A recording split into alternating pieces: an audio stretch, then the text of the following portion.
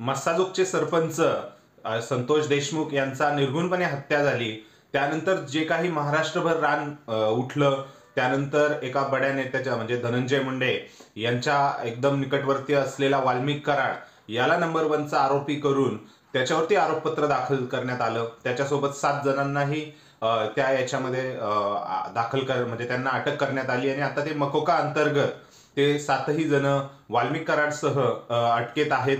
न्यायालयाच्या सुनावण्या चालू आहेत. उज्ज्वल निकम हे सरकारी वकील म्हणून त्याच्यावरती काम करतायत. ही सगळी एवढी गोष्ट घडली असताना निश्चितच आपल्यासारख्यांना असं वाटलं की आता ही अशी घटना महाराष्ट्रात तरी आता परत घडायची नाही. आणि म्हणजे आपल्या सर्वांचं एवढं जेवढं मत झालं होतं की एवढी मीडिया ट्रायल्स झाली होती, जवळपास सगळे नेते, सर्व राजकीय पक्षीय नेते यांनी आवाज उठवला होता, हे सर्व झालं असतानाच आता परत एक घटना पुढे समोर येते बीडमधनच. म्हणजे अतिशय वाईट गोष्ट म्हणजे ती बीड जिल्ह्यातनच येते, तीही परळी तालुक्यातनं येते. म्हणजे शिवराज दिवटे नावाच्या एका इस्माला म्हणजे युवकाला म्हणजे 12 ते 15 लोकांनी रिंगण करून पोरांनी अतिशय निर्घृणपणे मारहाण केली त्यांना. म्हणजे ह्या घटनेमध्ये संतोष देशमुख यांची जी घटना झाली त्या घटनेमध्ये या घटनेमध्ये अत्यंत साम्य आहे. साम्य काय आहे म्हणजे जशी संतोष देशमुख यांचं अपहरण करून त्यांना निर्जन स्थळी नेऊन मारहाण करण्यात आली, त्याच पद्धतीने शिवराज दिवटे यांनाही म्हणजे यांचं अपहरण करून एका डोंगरावरती नेऊन त्यांची मारहाण करण्यात आली. परंतु फक्त संतोष देशमुख यांच्या घटनेमध्ये कोणी तिथे धावून आलं नाही मदतीला. सेम फक्त इकडे शिवराज दिवटे यांना मारहाण चालू असताना त्यांच्या ओरडण्याचा आवाज शेजारी मंदिरात असलेल्या लोकांना आला, ग्रामस्थांना आला आणि ते या दिशेने आले आणि तेव्हा ती 12 ते 15 लोकांची टोळी पळून गेली तिथे आणि त्या शिवराज दिवटे यांचे प्राण वाचले. परंतु याचे सर्व व्हिडिओ सोशल मीडियावर व्हायरल झालेले आहेत. मारहाण करताना व्हिडिओ काढण्याची ही पद्धत अतिशय म्हणजे लाजिरवाणी आहे आणि आपली मानसिकता, समाजात असलेल्या आपल्या युवकांची मानसिकता कुठे होत चाललेली आहे, कशा पद्धतीने वाढत चाललेली आहे, दहशत माजवण्याच्या दृष्टीने हे सर्व होताना आपल्याला दिसतंय. म्हणजे शिवराज दिवटे याला मारहाण करताना जो व्हिडिओ काढण्यात आलेला आहे, सेम आपल्याला संतोष देशमुख यांच्या हत्येच्या वेळेस जसे व्हिडिओ फोटोग्राफ्स काढण्यात आले सेम तसंच वाटतंय. आणि शिवराज याच्यामध्ये आणखीन एक पॉइंट असा की शिवराज दिवटे यांना जेव्हा मारहाण झाली त्यावेळेस जे ऑडिओ, त्यावेळेस जे पोरं बडबडतायत त्यांना मारताना, ते बघून आणखीन आपलंही काळीज एकदम म्हणजे हळहळ व्यक्त होते. आता याच्या व्यतिरिक्त आपण करू काय शकतो, कायदा तर आपण हातात घेऊ शकत नाही.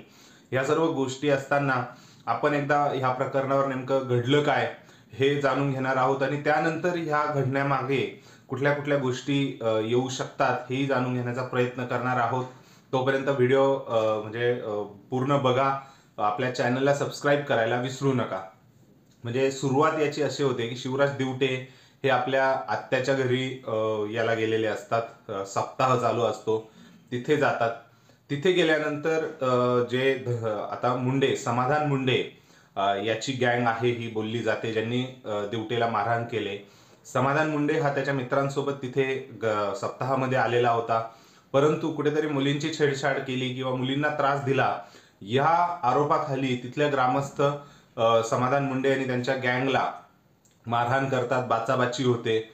आणि त्यावेळेस ह्या समाधान मुंडे जो हा व्यक्ती युवक आहे याच्या गँगमधल्या लोकांनी शिवराज दिवटे तिथे आलेला असताना तिथे उभा होता, मग त्याचा चेहरा लक्षात ठेवून म्हणजे हे तिथून निघून गेले. आणि त्यानंतर दुसऱ्या दिवशी त्याच्यावरती पाळत ठेवून तो जेव्हा जे गावातनं निघालेला असतो आपल्या परत गावी जाण्यासाठी, त्यावेळेस त्याला तिथे अडवून त्याला बाईकवरती बसून निर्जन स्थळी घेऊन जातात आणि तिथे त्याला मारहाण करायला सुरुवात करतात. आता ह्यामध्ये अजून एक ट्विस्ट आहे की त्याला फोनही केला जातो. ज्यावेळेस अपहरणाच्या आधी त्याला फोनही केला जातो की तू असं का केलं, तू तसं का केलं, तू का असं म्हणजे त्यांच्यामध्ये मिसळला ग्रामस्थांमध्ये.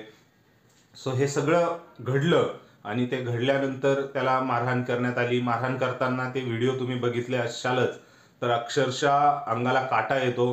कारण मारहाण करताना समाधान मुंडे आणि त्यांचे जे बाकीचे मुलं आहेत ते मारहाण करताना अक्षरशः काठ्या लाठ्या कुठं मारतायत, अगदी काही तारतम्य नाहीये, तो बिचारा दिवटे म्हणजे ओरडतोय, शिवराज ओरडतोय, त्यांनी त्याला शिवराजला मारहाण करताना पाया पडायला लावलं, त्याला प्रत्येकाच्या पाया पडायला लावलं. आणि बॅकग्राऊंडमध्ये जेव्हा ऑडिओ व्हिडिओ बघताना आपल्याला ऑडिओमध्ये काय बोलताना दिसतायत ते मुलं, एक मुलगा म्हणतोय पाया पड नाही तर कोयता काढा रे, म्हणजे असं मारण्याच्या उद्देशाने, म्हणजे इतकी दहशत माजवण्यासाठी हा व्हिडिओ काढला गेला. परंतु सुदैवाने शिवराज दिवटे याचं म्हणजे नशीब बलवत्तर की तिथे शेजारी मंदिर होतं आणि मंदिरामध्ये लोकांनी आरडाओरड ऐकला आणि ते तिथे मदतीला धावले. आणि त्या ग्रामस्थांना बघून मग ही जी समाधान मुंडे आणि गँग आहे ती गँग तिथून पसार झाली. हे सर्व घडलं. त्यानंतर तो जो शिवराज दिवटे आहे याला हॉस्पिटलमध्ये दाखल करण्यात आलं, त्याचे घरचेही तिथे दाखल झाले. आणि त्यानंतर रात्री उशिरा गुन्हा दाखल झाला नव्हता. आणि त्यानंतर म्हणजे जे आपले बीडचे पोलीस अधीक्षक आहे नवनीत कमावत, हे स्वतः तिथे पोलीस स्टेशनमध्ये आले. त्यांनी स्वतः गुन्हे दाखल केले जे आरोपी होते त्यांच्यावरती. आणि नंतर एक प्रेस ब्रीफ कॉन्फरन्सिंगही केली की असं असं झालंय, म्हणजे या घटनेबद्दल त्यांनी माहिती दिली. प्रश्न एवढाच आहे की नवनीत कमावत सारख्या एसपीला ह्या एवढं जेव्हा संतोष देशमुख यांची केस ही एवढी ताजीतवानी असताना अजूनही त्यांच्या आरोपींना शिक्षा होण्याची बाकी आहे, न्यायालयात तो प्रश्न चालू आहे न्यायासाठी, आणि तरीही नवनीत कामावत यांना या दुसऱ्या प्रकरणामध्ये स्वतः यावं लागलं. खरंच शर्मेची बाब आहे. पोलीस प्रशासन काय करतंय, काय त्यांचं चाललंय हे समजण्याच्याही पलीकडे आता गेलेलं दिसतंय बीडमध्ये स्पेशली.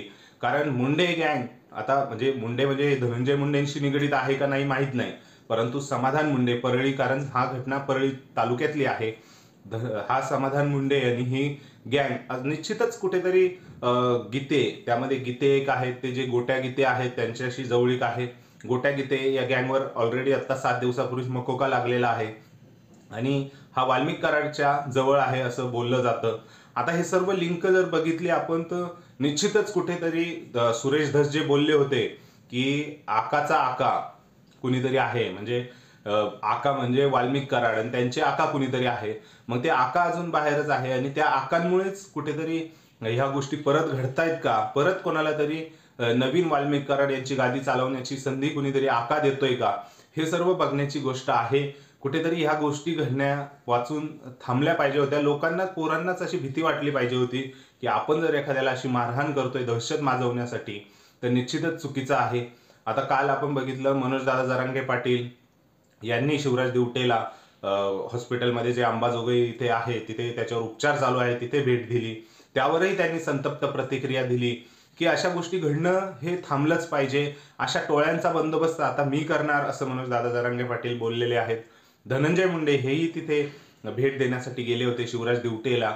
त्यांनी काही मीडियासमोर प्रतिक्रिया दिली नाही कारण त्यांना बोलण्याचा त्रास आहे असं दाखवलं जातंय, सांगितलं जातंय. परंतु आता हे बघण्यासारखी गोष्ट आहे की ह्या गोष्टी आता पुढं कशा बंद होतील. शेवटी न्याय हा मिळालाच पाहिजे. शिवराज दिवटे आज हा आपल्यात आहे, ते कुठले तरी समंजस जे ग्रामस्थ तिथे मदतीला त्याच्या धावले त्यांच्यामुळेच, यात काही शंका नाही. परंतु आपण जर विचार केला तर ह्या गोष्टी न घडण्यासाठी जे म्हणजे धनंजय मुंडे असू द्या, मनोजदादा जरांगे पाटील असू द्या किंवा बाकी राजकारणी लोक असू द्या, हे सर्व गोष्टी न घडण्यामध्ये यांचंही योगदान आलेलं पाहिजेच. अजितदादा पवार हे आता बीडचे पालकमंत्री आहेत. त्यांनी तर ते दरवेळेस गेले बीडमध्ये काही कार्यक्रमाला, जेव्हापासून ते पालकमंत्री झालेत तेव्हा ते जातात, दम देतात, कोणाला मी सहन करणार नाही, कोणाला हे करणार नाही. परंतु ही गुन्हेगारी कशी थांबवणार याबद्दल कसं, त्यांच्या काय उपाययोजना आहे, काय लोकांना मध्ये भीती निर्माण करण्याचं म्हणजे प्रशासनाची भीती निर्माण करण्याची त्यांची काय तरतूद आहे किंवा काय त्या पद्धतीने ते विचार करतायत हे सांगणं ते टाळतात. फक्त दम देऊन दादा होत नाही, कारण तुम्ही जसा दम देताय टगेगिरीमध्ये तसे तुमचे कार्यकर्तेही बाकीच्या लोकांना टगेगिरीमध्ये दम देण्याचा प्रयत्न करतायत. हे आपल्याला विसरून चालणार नाही. कारण तुमची जरी डॅशिंग ही म्हणजे व्यक्तिमत्व असलं ते आम्हाला लांबनं बघायला चांगलं आवडतं, पण जवळनं हे असं बघणं कोणालाही आवडत नाही. तसेच मुलंही तुम्हाला शेवटी फॉलो करणारच, टगेगिरी ते दाखवणारच. भलेही तुमच्या पुढे ते दादा दादा केलं तरी बाकीच्या लोकांना तर ते तुमच्यासारखीच इमेज बनवण्यासाठी टगेगिरी करणारच. ह्या गोष्टी म्हणजे अवॉइड करून चालणार नाहीये. अजितदादा तुम्ही पालकमंत्री आहात कारण तिथले जे स्थानिक आमदार आहेत ते त्यांच्या हाताच्या बाहेरच्या ह्या गोष्टी आहेत हे आपण बघितलेलं आहे.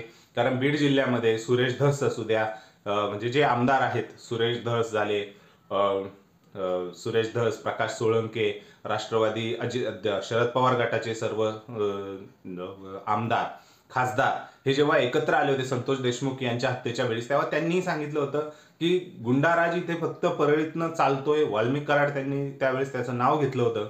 आता वाल्मिक कराड आतमध्ये आहे, सगळी गँग आतमध्ये आहे, तर हे आता गोष्टी घडवतोय कोण? आकाचे आका, जर आपण सुरेश धसांच्या भाषेमध्ये बोलण्याचा प्रयत्न केला, आकांचे आका, तर आकाचे आका कोण आहे त्याचा लवकर शोध घेऊन त्याच्यावरती उपाययोजना केल्या तरच हे तुमचं गोष्टी आपल्या हातात राहतील, कायद्याच्या हातात राहतील.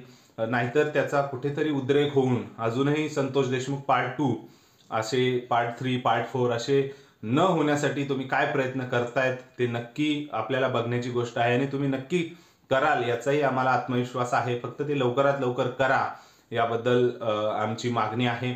आणि हे सर्व घडत असताना निश्चितच तिथल्या जे आता धनंजय मुंडे, पंकजा मुंडे यांच्या भोवती जे बीडचं राजकारण फिरत असतं, यांनी आता संवेदनशील म्हणजे न बनता ते संवेदनशील विषयाचा संवेदनशील म्हणजे अभ्यास करून काय जे गोष्टी आहेत त्या पुढं माध्यमांसमोर मांडणं गरजेचं आहे. कारण तुम्ही जर माध्यमांसमोर नाही बोलले तर भरपूर लोक असे असतात की ज्यांना म्हणजे युवकांनाही असं वाटतं की आपल्या नेत्याला काही फरक पडत नाहीये. निश्चितच ही सर्व गोष्टी आपण जर एकंदरीत अभ्यास केला तर खूपच वाईट परिस्थिती आहे बीडमध्ये. अंजली दमानिया यांनीही अक्षरशः या घटनेवरती रिॲक्ट करताना सांगितलेलं आहे की जे काही ऑपरेशन सिंदूर आहे, जे भारताने पाकिस्तानमध्ये दहशतवादी ठार करायला केलं, पाकिस्तानमधल्या दहशतवाद्यांना मारण्यासाठी जे काही केलं ते तिकडे न करता बीडमध्ये ऑपरेशन सिंदूर एखादं लॉन्च करावं आणि त्यामध्ये जे असे मानसिकतेचे लोक आहेत त्यांना ऑपरेशन सिंदूर सारखं यमसदनी पाठवावं. अशा म्हणजे ह्या प्रतिक्रिया येणं स्वाभाविक आहे. संतोष देशमुख ह्यासारखी जी निर्गुण हत्या झाली त्यावर आपण म्हटलो होतो की अशी घटना पुढे कधीही घडू नये.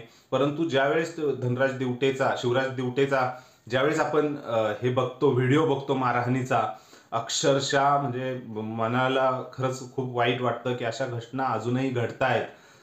निश्चितच तुमच्या प्रतिक्रिया ह्या विषयाबद्दल त्या नक्की आपल्या कमेंट सेक्शनमध्ये कमेंट करून व्यक्त करा. कारण आणि ह्या गोष्टी कशा आपण कमी करू शकतो, काय सजेशन देऊ शकता तुम्ही राजकारण्यांना असू द्या किंवा ॲज अ समाज म्हणून आपण काय देणं लागतो, आपण काय केलं पाहिजे, ह्या पद्धतीचे तुमचे काही सुझाव असतील तर ते नक्की कमेंट सेक्शनमध्ये कमेंट करून व्यक्त करा. व्हिडिओ आवडला असल्यास लाईक करा आणि आपल्या चॅनलला सबस्क्राईब करायला विसरू नका. धन्यवाद.